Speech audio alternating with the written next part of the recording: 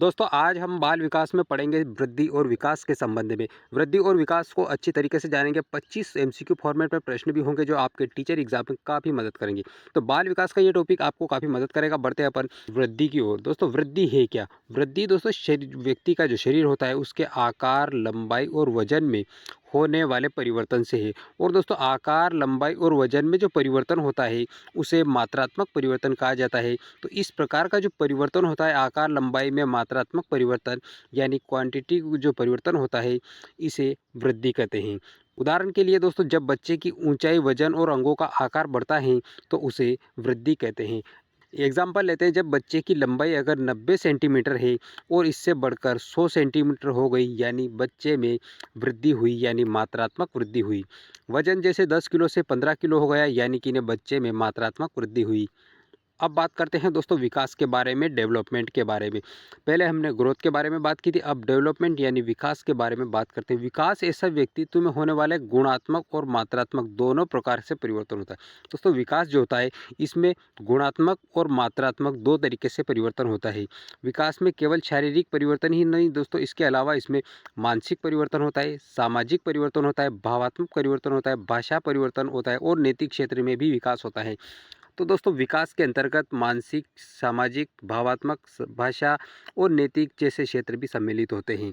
उदाहरण के लिए देखते हैं दोस्तों, तो बच्चा जैसे बोलना सीख गया, सही गलत समझने लगा, मित्र बनाना सीख गया, यही विकास होता है दोस्तों। कोई बच्चा अगर बोलना सीख जाता है, सही गलत समझने लगता है और मित्र बनाने समझ सीख लेता है, इस प्रकार के जो डेवलपमेंट होता है इसे विकास कहते हैं। बढ़ते हैं दोस्तों इसी क्रम में हम अब आगे बात करते हैं वृद्धि और विकास में अंतर क्या होता है।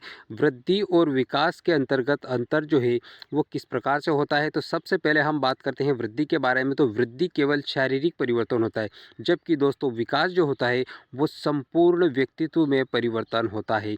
विकास संपूर्ण व्यक्ति में परिवर्तन होता है और वृद्धि में केवल शारीरिक परिवर्तन होता है। वृद्धि दोस्तों मात्रात्मक परिवर्तन होता है, जबकि विकास में गुणात्मक और मात्रात्मक दोनों तरीके से परिवर्तन देखने को मिलता है।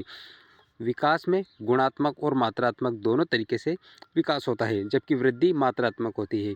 अगला है दोस्तों वृद्धि सीमित अवधि तक होती है, एक उम्र के बाद वृद्धि रुक जाती है। और दोस्तों विकास जो है ये जीवन भर चलता रहता है। विकास जीवन पर्यंत चलने वाली प्रक्रिया है। वृद्धि दोस्तों मापी जा सकती है लेकिन विकास को पूरी तरह से नहीं मापा जा सकता है। वृद्धि को मापा जा सकता है और विकास को पूरी तरीके से नहीं मापा जा सकता है। तो दोस्तों आपको वृद्धि और विकास के जो बीच में जो अंतर है वो मुझे उम्मीद है कि आपको समझ में आ गया होगा। बढ़ते हैं अपन आगे। इसी क्रम में दोस्तों विकास की कुछ प्रमुख विशेषताएं हैं, तो विकास की विशेषता है उनको देख लेते हैं। विकास एक सतत प्रक्रिया है यानी निरंतर चलने वाली प्रक्रिया है, इससे कई बार प्रश्न बनता है। विकास क्रमबद्ध होता है दोस्तों, एक निश्चित क्रम में होता है। विकास विकास सामान्य से विशिष्ट की ओर होता है दोस्तों, ये भी बात याद रख लीजिए कि विकास जो होता है ये सामान्य से विशिष्ट की ओर होता है। विकास सिर से पैर की ओर होता है, विकास निकट से दूर की ओर होता है दोस्तों। और विकास पर वंशानुक्रम और वातावरण दोनों का प्रभाव पड़ता है।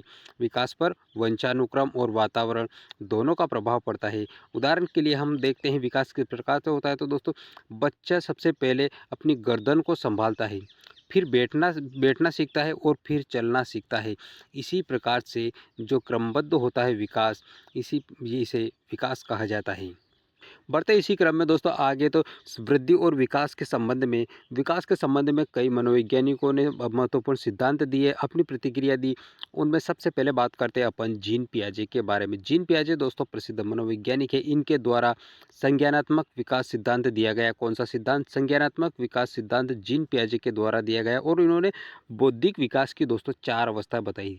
4 अवस्था संवेदीगामक अवस्था, जिसे इंद्रजनित गामक अवस्था भी कहा जाता है, पूर्व संचालन, ठोस संचालन और औपचारिक संचालन अवस्था, ये 4 अवस्था इनके द्वारा बताई गई। अगले मनोवैज्ञानिक है दोस्तों लेव वाइगोत्स्की, और इनके द्वारा सामाजिक संस्कृति का सिद्धांत दिया गया लेव वाइगोत्स्की के द्वारा। बालक का विकास सामाजिक अंतःक्रिया और भाषा के माध्यम से होता है, ऐसी बात लेव वाइगोत्स्की के द्वारा सिद्ध की गई।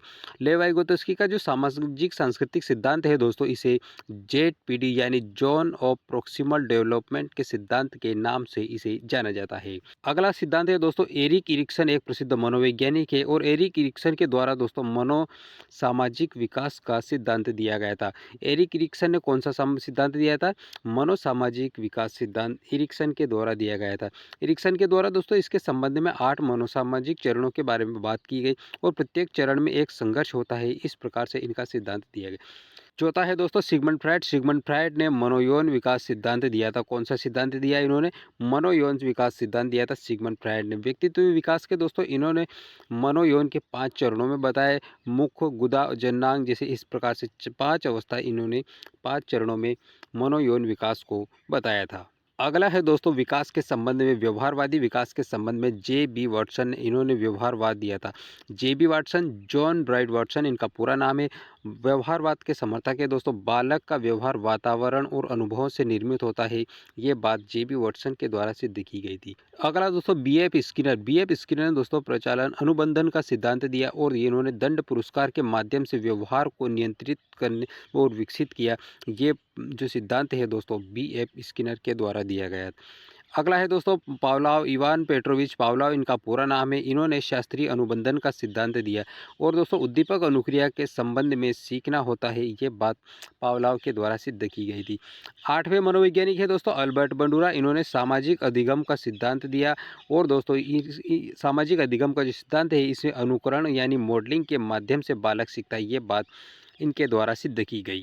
अगला है दोस्तों लॉरेंस कोहलबर्ग। लॉरेंस कोहलबर्ग बहुत प्रसिद्ध मनोवैज्ञानिक है। इन्होंने नैतिक विकास का सिद्धांत दिया। नैतिक विकास में दोस्तों इन्होंने 3 स्तर और 6 चरणों के बारे में बात की। अगला है हार्वर्ड गार्डनर, जो बहुबुद्धि का सिद्धांत दिया था हार्वर्ड गार्डनर ने और दोस्तों इनके अनुसार बुद्धि एक नहीं बल्कि अनेक प्रकार की होती हैं, जैसे भाषाई बुद्धि, तार्किक बुद्धि, संगीत बुद्धि। इन्होंने बुद्धि के संबंध में बहुबुद्धि का सिद्धांत दिया हार्वर्ड गार्डनर ने। अगला है 11वां दोस्तों अर्नोल्ड गेस्ले। अर्नोल्ड गेस्ले ने इन्होंने परिपक्वता का सिद्धांत दिया। विकास की जैविक परिपक्वता के अनुसार दोस्तों परिपक्वता स्वाभाविक रूप से होती है, ये सिद्धांत परिपक्वता का जो सिद्धांत है अर्नोल्ड गेसल के द्वारा दिया गया। दोस्तों इन सारे मनोविज्ञानियों के संबंध में हम इनसे संबंधित पूर्ण जानकारी किसी अलग वीडियो में एक एक मनोवैज्ञानिक को लेकर हम दे देंगे। बढ़ते हैं हम आज की वीडियो का पहला प्रश्न। दोस्तों पहला प्रश्न है वृद्धि का संबंध किससे है? वृद्धि का संबंध किससे है दोस्तों? तो वृद्धि का संबंध मानसिक परिवर्तन, सामाजिक परिवर्तन, शारीरिक परिवर्तन और नैतिक परिवर्तन। वृद्धि के बारे में बात की गई। ये वृद्धि दोस्तों मात्रात्मक होती है, इसलिए शारीरिक परिवर्तन वृद्धि का संबंध होता है। विकास की प्रक्रिया है दोस्तों। विकास की प्रक्रिया कैसी है? तो दोस्तों ये सतत चलने वाली प्रक्रिया है। विकास सतत चलता है, जीवन पर्यंत चलता रहता है। तीसरा प्रश्न है वृद्धि किस प्रकार का परिवर्तन है? तो दोस्तों वृद्धि एक प्रकार का मात्रात्मक परिवर्तन है। वृद्धि किस प्रकार का परिवर्तन है? मात्रात्मक परिवर्तन है। और दोस्तों विकास मात्रात्मक और गुणात्मक दोनों प्रकार का है। अगला है दोस्तों विकास में शामिल है। विकास में क्या शामिल है? केवल ऊंचाई का बढ़ना, केवल वजन का बढ़ना या संपूर्ण व्यक्तित्व परिवर्तन? दोस्तों विकास जो है इसमें संपूर्ण व्यक्तित्व का परिवर्तन शामिल है। करेक्ट आंसर इसका सी वाला है। विकास का सिद्धांत सिर से पैर की होता है कहलाता है, तो इसे सिफालोडल कहलाता है। छठा प्रश्न है निकट से दूर की ओर विकास होता है। दोस्तों निकट से दूर की ओर विकास सिद्धांत इसे क्या कहा जाता है? तो इसे प्रोक्सिमोडिस्टल कहा जाता है। अगला प्रश्न विकास को प्रभावित करने वाले कारक। विकास जो है डेवलपमेंट को प्रभावित कौन कौन करते हैं? तो वंशानुक्रम इसे प्रभावित करता है, वातावरण भी प्रभावित करता है। दोनों दोस्तों करेक्ट इसका सी वाला आंसर है। वंशानुक्रम और वातावरण दोनों ही विकास को प्रभावित करते हैं। वृद्धि मापी जा सकती है दोस्तों? तो हाँ बिल्कुल वृद्धि मापी जा सकती है, क्योंकि वृद्धि जो होती है दोस्तों ये मात्रात्मक होती है। अगला है दोस्तों विकास किस अवधि तक चलता है? दोस्तों विकास जीवन भर चलने वाली प्रक्रिया है। विकास जीवन पर्यंत चलता है।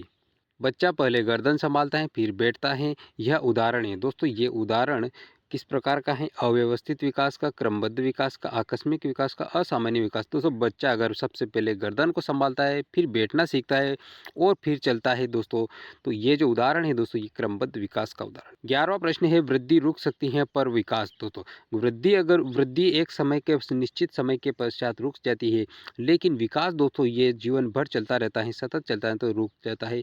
चलता रहता है, तो दोस्तों करेक्ट आंसर इसका बी वाला चल जाता है। रुकता नहीं है विकास, समाप्त हो जाता है ऐसा भी नहीं, घटता भी नहीं है, तो दोस्तों करेक्ट आंसर है बी वाला, विकास चलता रहता है। विकास होता है दोस्तों तो विकास सामान्य से विशिष्ट की ओर होता है। अगला प्रश्न केफालोडिकल सिद्धांत का संबंध है, तो दोस्तों ये शारीरिक दिशा से सिद्धांत से संबंधित है। विकास का संबंध नहीं है, विकास का संबंध किससे नहीं है, मानसिकता से विकास का संबंध है, व्यवहार से, केवल लंबाई से, सामाजिकता से, तो दोस्तों केवल लंबाई से विकास का संबंध नहीं है। विकास का संबंध मानसिकता से है, व्यवहार से है, सामाजिकता से है।